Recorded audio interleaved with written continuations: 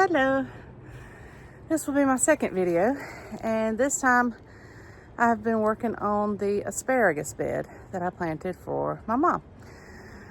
You can see behind me the little planted forks. That is my garlic, as you can see from the last video, and it has sprouted. A lot of it has sprouted. We've had some very unseasonably warm weather, and it has sprouted.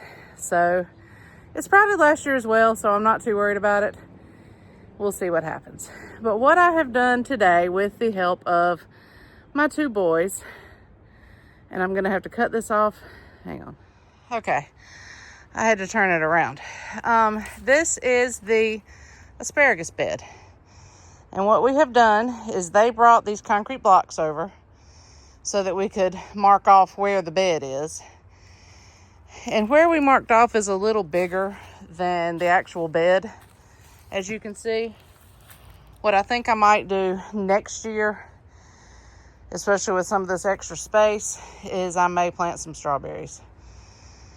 But the plan right now is this is the asparagus patch. We planted 10 crowns this past spring, and all 10 came up. We didn't mess with them. They have grown well. As you can see, most of them are yellow. There's still a little bit of green in here. So what I'm going to do is I am going to leave them for now because it's starting to get a little dark. But I will come back. I will cut them down when the last of the green is gone, when there's no green left.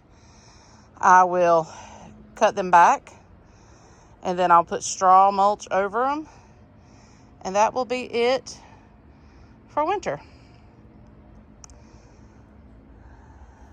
So that, hopefully they will come back in the spring, and we might be able to harvest a little bit. They were 1-year-old crowns when I planted them, so this was their first year in the ground.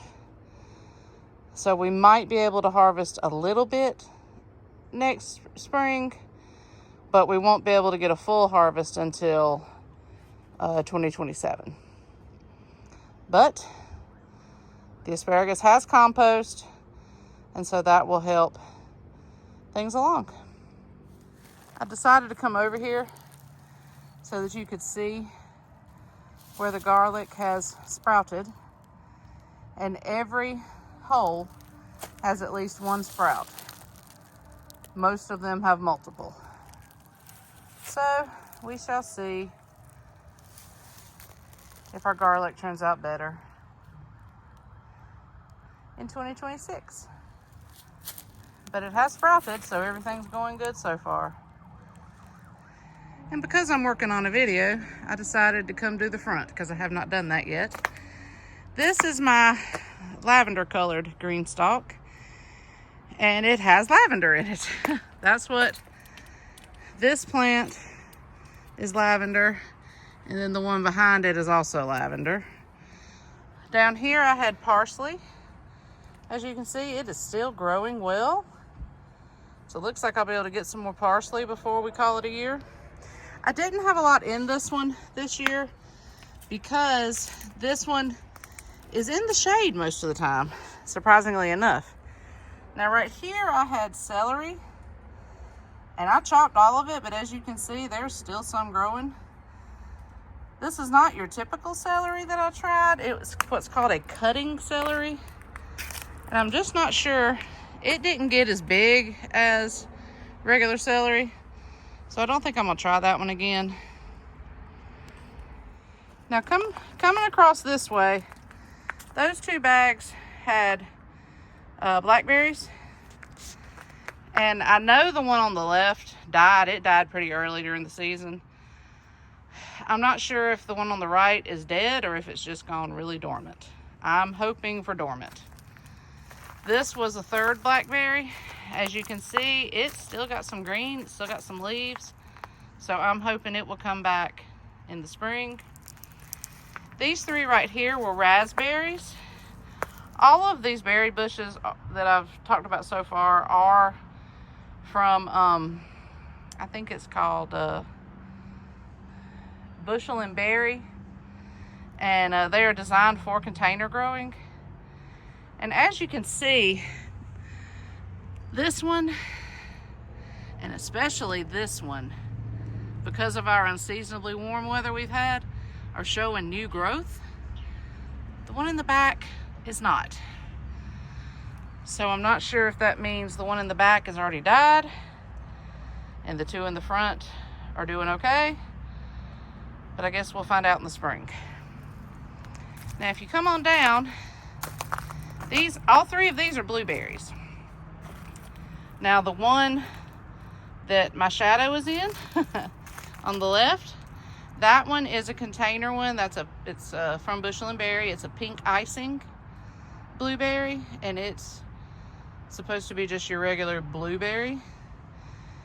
The other two are pink lemonade blueberries, which are pink.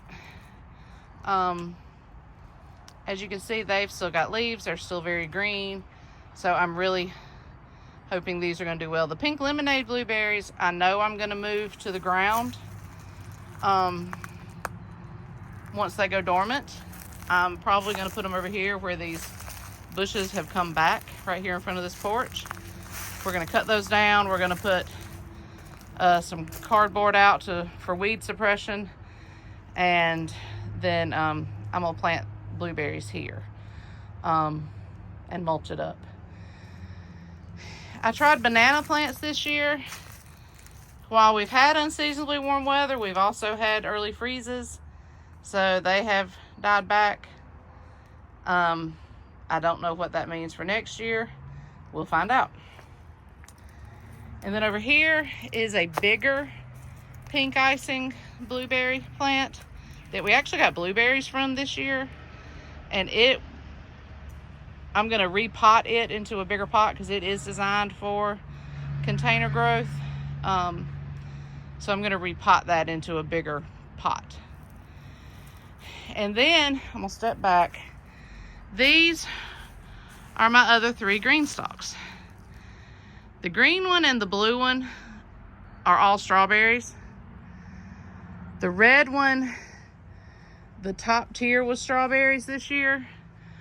But I filled them in with a lot of the runners that I got off the plants in the back and planted them up here. Now I've got a lot I've got to pull off of these plants that is just not looking so great.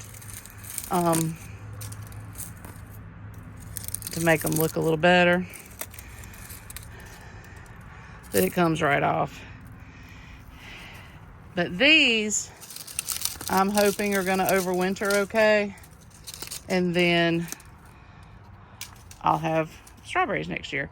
Now you can see a lot of the ones, it looks like a lot of the ones that I moved up here did not do well from runners.